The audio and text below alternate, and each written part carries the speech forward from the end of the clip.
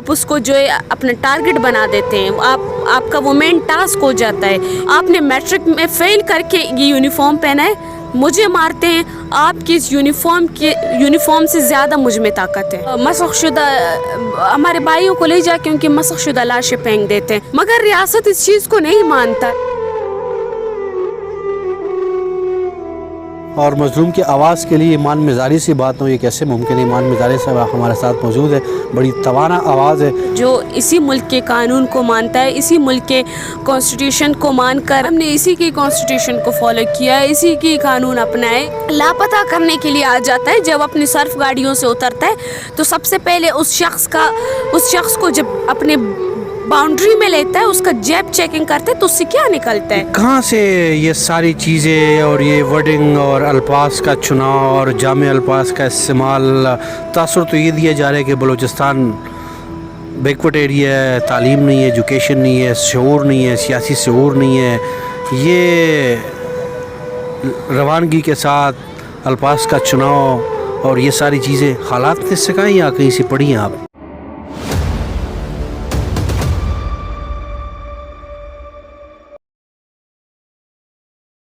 بسم اللہ الرحمن الرحیم. السلام علیکم ناظرین، میں حبیب امین اور آپ دیکھ رہے ہیں لب اعزاز ٹی وی.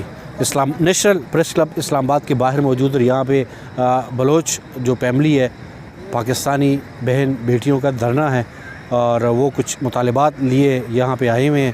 اور خواتین ہیں، بچے ہیں، بزرگ ہیں. اس وقت ایک چھوٹی بہن ہمارے ساتھ موجود ہے. بہن، آپ کا کیا نام ہے؟ مہذب بلوچ. مہذب بلوچ. مہذب بیٹا، کیا کہیں گی آپ؟ کیوں آئی ہیں یہاں پہ؟ کس لیے آئی ہیں آپ؟ یہاں پہ جو بلوچ یکجہتی کمیٹی کے رہنما ڈاکٹر مہرنگ بلوچ، ان کے ساتھ دیگر ساتھیوں کی جو گرفتاری ہوئی ہے، وہ پچھلے 4 مہینے سے سب سے پہلے 3 MPO کے تحت انہیں گرفتار کیا. اس کے بعد 3 MPO جب ختم ہوا تو جھوٹی FIRs کے اوپر انہیں گرفتار کیا گیا. تو ان کی بحفاظت بری کے لیے ہم نے اسلام آباد پریس کلب کے سامنے 3 دنوں سے کیمپ لگایا ہے. یہاں پہ انتظامیہ کی جانب سے ہمیں جو ہے ٹینٹ لگانے نہیں دے رہے. ہم پچھلے 2 دنوں سے جو ہے بارش میں یہاں بیٹھے ہوئے تھے. ہمارے پاس بوڑھے مائیں ہیں، چھوٹے چھوٹے بچے ہیں، وہ بارش میں بھیگے ہوئے تھے. اور آج جب ہمارا تیسرا دن ہے یہاں پہ، تیسرے دن کافی زیادہ دھوپ نکلی. دھوپ میں بھی ہم نے اپنا پرامن جو ہے کیمپ لگایا، ہم بیٹھے. یہاں پہ بوڑھی مائیں ہیں جو کافی زیادہ جو ہے مصیبتوں کا شکار ہو رہے ہیں، بیمار ہو رہے ہیں. وہ دھوپ میں بیٹھے ہوئے، بارش میں بیٹھے ہوئے، مگر پھر بھی ہمارا ڈیمانڈ یہی ہے کہ ہمارے جو لاپتہ لوگ ہیں انہیں منظر عام پر لایا جائے، ہماری جو لیڈرشپ ہے انہیں رہا کیا جائے. اس عمر میں آن دا ریکارڈ اور ویسے پبلکلی سب کے سامنے ماں بہن بیٹی سے عمر نہیں پوچھی جاتی ہے اور نہ پوچھنے کا مجھے حق ہے، لیکن باڈی لینگویج سے میں اندازہ لگا سکتا ہوں کہ چھوٹی سی بچی ہے. اور اس عمر میں تو ہمارے بچے کھیل رہے ہوتے ہیں، لیکن جہاں پہ آ کے ایسے مطالبات لے کر آئی ہیں، اور یہ جو فیملیز ہے یہ لے کر آئی ہیں کہ یہ بیٹا کس کی ذمہ داری ہوتی ہے یہ حق دلانا؟ دیکھیے، کسی شہری کے لیے حق اور پرامن زندگی اور ایک اچھی خاصی پڑھی لکھی زندگی حکومت کا ہوتا ہے، کیونکہ حکومت کی جانب سے جب شہری کو سپورٹ نہیں کیا جاتا، اس شہری کو سپورٹ نہیں کیا جاتا جو اسی ملک کے قانون کو مانتا ہے، اسی ملک کے کانسٹیٹیوشن کو مان کر خود کو اسی ملک کا شہری کہتا ہے. آپ اس شہری کو بھی حق نہیں دیتے، نہ پڑھنے کا، نہ جینے کا، نہ رہنے کا، نہ حق مانگنے کا. تو یہ شہری آپ سے مانگے کیا؟ کیونکہ آپ اگر دیگر کنٹریز کو دیکھیں، وہاں پہ ایک پرائم منسٹر اپنے شہری کے ساتھ ایک گھر میں رہتا ہوا شخص کی طرح سلوک کرتا ہے، مگر یہاں پہ تو ہمیں انسان ہی نہیں سمجھا جاتا ہے. ہمارے بھائیوں کو لے جا کے ان کی مسخ شدہ لاشیں پھینک دیتے ہیں. مطلب آپ سوچیں، کسی کا بکری جب پرانے زمانے میں مر جاتا تھا تو پڑوسی افسوس کرتے تھے، مگر اب گھر کے اندر جو ہے آپ ہمارے لوگوں کو اٹھا کے لے کر جاتے اور وہ اس کو اسی بکری کے جتنا بھی آپ جو ہے اس کے لیے ترس نہیں کھاتے. آپ اس کو 2 گولیاں 3 گولیاں مار کے ان کو ایسے ٹارچر کر کے آپ انہیں شہید کر دیتے جو کہ پہچاننے کے بھی لائق نہیں ہوتے. تو اس ریاست سے ہم کیا توقع رکھیں؟ ہم کیا بولے کہ یہ ریاست ہمیں اور کیا دے گا؟ ہم نے اسی کی کانسٹیٹیوشن کو فالو کیا ہے، اسی کی قانون اپنائے، اسی کے آئیڈینٹی کارڈ ہمارے جیب میں ہے. جب وہ ہمارے لوگوں کو لاپتہ کرنے کے لیے آ جاتا ہے، جب اپنی صرف گاڑیوں سے اترتا ہے، تو سب سے پہلے اس شخص کو جب اپنے باؤنڈری میں لیتا ہے، اس کا جیب چیکنگ کرتا ہے، تو اس سے کیا نکلتا ہے؟ آئیڈینٹی کارڈ نکلتا ہے، اسی ملک کا ہی نکلتا ہے. آپ اتنے بے وقوف ہو، آپ اس چیز کو بھی نہیں دیکھتے؟ بیٹا قطع کلامی معاف، آپ میری چھوٹی سسٹر ہے، بیٹی ہے. یہ کہاں سے یہ ساری چیزیں اور یہ ورڈنگ اور الفاظ کا چناؤ اور جامع الفاظ کا استعمال؟ تاثر تو یہ دیا جا رہا ہے کہ بلوچستان بیکورڈ ایریا ہے، تعلیم نہیں ہے، ایجوکیشن نہیں ہے، شعور نہیں ہے، سیاسی شعور نہیں ہے. یہ روانگی کے ساتھ الفاظ کا چناؤ اور یہ ساری چیزیں حالات نے سکھائیں یا کہیں سے پڑھی ہیں آپ؟ دیکھیے، سب سے پہلی بات کہ ریاست نے ہمارے اوپر ایسے حالات لے کر آئے، ہمیں مجبور کیا، اور ان حالاتوں نے ہمیں اتنے گہرے اور ایک گہرا سوچ دیا اور اتنے گہرے الفاظ ہمیں دیے. کیونکہ اگر آپ بلوچ کی تعلیم کے اوپر ریسرچ کریں نا، تو دنیا میں ایسا کوئی بھی اسٹوڈنٹ نہیں ہوگا کہ وہ ان کے جیسا تعلیم حاصل کرتا ہو. آپ بلوچستان کے اسٹوڈنٹس کو دیکھیں، وہ پنجاب سائڈ آتے ہیں پڑھنے، وہ کتنے قابل ہوتے ہیں، مگر ریاست اس چیز کو برداشت نہیں کرتا. وہ نہیں چاہتا ہے کہ یہ لوگ پڑھیں، یہ لوگ ریسرچ کریں، یہ لوگ دنیا کو دیکھیں، اور یہ اپنی پڑھائی کی تھرو دیکھے، وہ سمجھے کہ بھائی ریاست نے ہمارے لیے کتنے نفرتیں لکھی ہے. کیونکہ ریاست ہمیشہ یہی کہتا ہے کہ بلوچ مجھ سے الگ ہونا چاہتے ہیں، مگر یہ غلط ہے. ریاست اس چیز کو نہیں دیکھتا، ہمارے پرامن ہونے کو نہیں دیکھتا. ہمارے جو ہے، پھر سے میں وہی بات کر رہی ہوں کہ ہم اسی ملک کا شناخت لے کر اسی ملک میں ہی پھرتے ہیں، مگر پھر بھی ہم سے یہی پوچھا جاتا ہے کہ آپ کہاں سے جا رہے ہیں، آپ کہاں آ رہے ہیں. اگر آپ دیکھیں، آپ بلوچستان سے پنجاب کی سائڈ آ جائیں تو آپ سے ہزاروں سوالات کیے جاتے ہیں، مگر پنجاب سے جو بلوچستان جاتا ہے اس سے کیوں سوال نہیں کیا جاتا؟ سوال نشان تو ہے ناظرین. اس لیے ہم کہتے ہیں کہ بلوچ نہ کمزور ہے، بلوچ تعلیم یافتہ ہے، بلوچ ہر طریقے سے پرامن ہے. بلوچ کو ریاست ہلکے میں لے رہے. آپ بلوچ کو جو ہے ہر طریقے سے پیچھے دھکیلنے کی کوشش کرتے ہیں. آپ دیکھتے ہیں کہ کون سی یونیورسٹی میں کون سا اسٹوڈنٹ جو ہے زیادہ پڑھائی میں دلچسپی لے رہا ہے، آپ اس کو جو ہے اپنا ٹارگٹ بنا دیتے ہیں. آپ کا وہ مین ٹاسک ہو جاتا ہے کہ میں اس شخص کو آگے نکلنے نہیں دوں گا.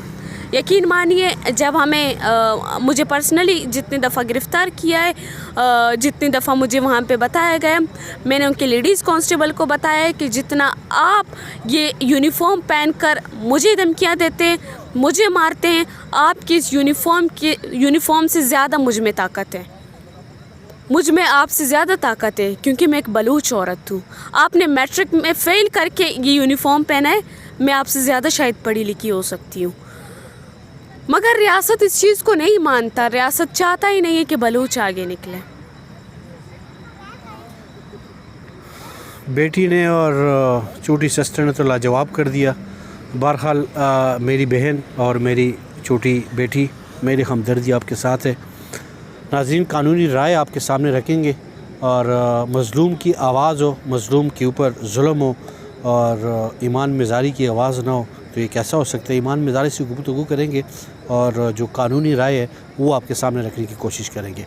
بہن، آپ کا بہت بہت شکریہ. مظلوم کے اوپر ظلم ہو اور مظلوم کی آواز کے لیے ایمان مزاری سے بات ہو، یہ کیسے ممکن ہے؟ ایمان مزاری صاحب ہمارے ساتھ موجود ہے.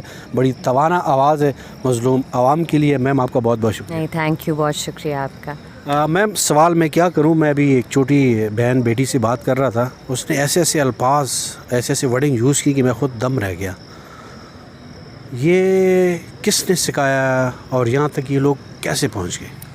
جب ادھر چھوٹی چھوٹی بچیاں ہیں جو 3 ماہ کی تھی، جب ان کے والد کو جبراً لاپتہ کیا گیا تھا، والد کو دیکھا نہیں ہے، بھائی کو کسی نے 10 سال سے نہیں دیکھا، 15 سال سے نہیں دیکھا، تو یہ وہ ایک ایسی تکلیف ہے جو آپ کو خود ہی یہ شعور بھی دیتی ہے، آپ کو یہ اویئرنیس بھی دیتی ہے کہ جو آپ کے اوپر قابض ہے یا جو آپ پر ظلم کر رہا ہے وہ کون ہے.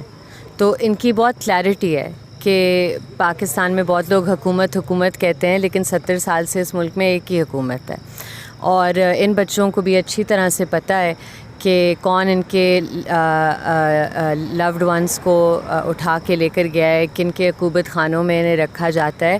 لیکن سب سے زیادہ افسوس کی بات یہ ہے کہ آج ان کا ادھر تیسرا دن ہے اور کسی ریاستی اہلکار نے یہ زحمت ہی نہیں کی کہ چلیں ٹھیک ہے شاید عمل درآمد ان کے مطالبات پہ وہ نہیں کر سکتے، لیکن آ کر کم از کم ان سے بات تو کر سکتے تھے، اپنی انسانیت کا تھوڑا سا مظاہرہ کر سکتے تھے کہ جی ہم بھی انسان ہیں، اور جتنا مطلب ہے یہ ہمارا ملک ہے، آپ کا بھی ملک ہے.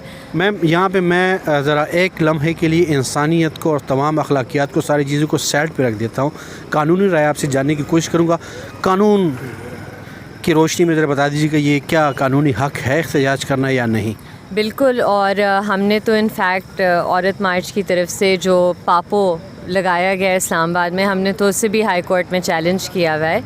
تو احتجاج کا جو حق ہے وہ ہمیں آئین میں دیا ہوا ہے، اس کے لیے نہ آپ کو کوئی NOC کی ضرورت ہے، نہ کسی اور چیز کی ضرورت ہے. لیکن سوال یہ ہے کہ بلوچستان سے یہ سفر کر کے اسلام آباد میں کیوں احتجاج کرنے آئے ہیں؟ کیونکہ بلوچستان میں کوئی سننے والا نہیں ہے، نہ کوئی عدالتیں ہیں، نہ کوئی میڈیا ہے، کچھ بھی نہیں ہے.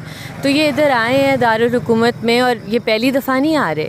میم آپ شاید بول رہی ہیں پاکستان میں میڈیا تقریباً 32 سے 35 میڈیا ہاؤسز آفس اسلام آباد میں موجود ہے، جو کہ نیوز سٹی ہے. بالکل، اور اس سے بڑی بات کیا ہو سکتی ہے؟ اب دیکھیں جب 2 دن ادھر پچھلے 2 دنوں میں مسلسل بارش ہوئی ہے، تو پریس کلب کو چاہیے تھا کہ وہ آتے ان کے پاس، وہ کہتے کہ بارش ہو رہی ہے، ایٹ لیسٹ آفر کرتے کہ جی آپ اندر سہارا لے لیں، ہم بھی آپ کے ساتھ ہیں. پریس کلب کا تو یہ کام ہوتا ہے. تو مجھے بہت دکھ ہوا ہے یہ رویہ دیکھ کر. اور دیکھیں ان کے دلوں میں جو آپ یہ ایک سینٹیمنٹ پیدا کر رہے ہیں نا، یہ بہت خطرناک چیز ہے. ہم نے یہ ایسٹ پاکستان میں دیکھا تھا، ادرائزیشن جو ہوتی ہے، وہی چیز آپ ان کے ساتھ کریں تو اس کا انجام کیا ہوگا؟ کیا جو لوگ ہم سب کو یہ ہر روز غداری کے سرٹیفکیٹ دیتے ہیں کہ جی یہ سارے غدار ہیں، اینٹی اسٹیٹ ہے، دہشت گرد ہیں. جو دہشت گرد ہیں ان نے تو وہ آپ کے ساتھ جنگ لڑ رہے ہیں. جو پرامن ہیں ان سے بھی آپ بات کرنے کے لیے تیار نہیں، تو پھر آپ کس سے بات کریں گے؟ کس سے ڈائلاگ کریں گے؟ اب جب 2023 میں یہ آئے تھے تو ڈاکٹر مارنگ بلوچ نے لیڈ کری تھی. آج 3 مہینے سے زیادہ ہو گئے، ڈاکٹر مارنگ بلوچ ناحق قید ہے. کیوں آپ پرامن آوازوں کو کیوں دبا رہے ہیں؟ اور آج بھی 15 دن کے لیے جوڈیشل ریمانڈ پہ کہ جسمانی ریمانڈ پہ. جسمانی ریمانڈ، اور سب سے شاکنگ مطلب اب شاکنگ بھی نہیں ہے یہ بات، پہلے 10 دن کا ریمانڈ، پھر آج 15 دن کا، اور جج صاحب نے یہ زحمت بھی نہیں کی کہ پوچھ لیں ریمانڈ کا مقصد کیا ہے. اس پہ سپریم کورٹ کی اتنی ججمنٹس آ چکی ہیں کہ اس طرح آپ ریمانڈ نہیں دے سکتے. کیا برآمدگی آپ نے ان سے کرنی ہے؟ کیا مقصد ہے ان کی فزیکل کسٹڈی کا؟ تو یہ جو عدالتی نظام ویسے بھی مفلوج تھا، لیکن 26ویں آئینی ترمیم کے بعد تو عدالتیں بالکل بند ہو چکی ہیں. میم آخر میں حکومت کو کوئی میسج دینا چاہیں گے قانون کی روشنی میں، اور یہ لوگ کب تک یہاں پہ رہیں گے؟ یہ لوگ تب تک یہاں پہ رہیں گے جب تک ان کے مطالبات نہیں پورے ہوتے. اب ریاست کا یہ فیصلہ ہے کہ کیا وہ پھر سے ان کے ساتھ وہی سلوک کرنا چاہتے ہیں جو وہ ہر دفعہ کرتے آئے ہیں، یا کیا کوئی کہیں انسان کوئی اقتدار میں بیٹھا ہوا ہے جو کہتا ہے کہ میں بھی انسان ہوں، یہ بھی انسان ہے، آ کر ان سے میں بات کرتا ہوں یا کرتی ہوں. تو میں تو یہی پیغام دوں گی ریاست کو، حکومت کو، کہ خدارا یہ انسان ہے، آپ کے ہی شہری ہیں، ان کی آ کر بات تو سن لیں. ان کے یہ کوئی خوشی سے نہیں ادھر بیٹھے ہوئے، بہت مشکل کام ہے جو یہ کر رہے ہیں. چھوٹے بچے ہیں، مائیں ہیں، بہن، مائیں، اور آج ایک خاتون بوڑھی بے ہوش ہو گئی. بے ہوش ہوگی تو ہم نے پولیس سے جا کر منتیں کی کہ ایمبولینس بلا لیں. انہوں نے ایمبولینس نہیں بلائی تو ادھر مظاہرین اس خاتون کو ہسپتال لے کر گئے. تو یہ کس طرح کی انسانیت ہے؟ یہ کس طرح کا آپ دھکیل رہے ہیں لوگوں کو کہ وہ پرامن نہ رہے؟ آپ یہ چاہتے ہیں؟ عجیب یہ ایک سسٹم آپ نے بنایا ہوا ہے اوپریشن کا. یہ اس طرح چیزیں نہیں چل سکتی. میم آپ کا بہت بہت شکریہ. ہمارا اسلام اور ہمارا دین یہ سکھاتا ہے، اور آج سے 1500 سال پہلے ہمارے اسلام اور ہمارے دین نے جو عورت کو عزت دی، وہ عزت آج کہاں ہے؟ ہمیشہ کی طرح دعا اور امید ہے کہ ہمارے ملک پاکستان اور ریاستی ادارے بہتری کی طرف جائے. اجازت دیجیے، اللہ حافظ.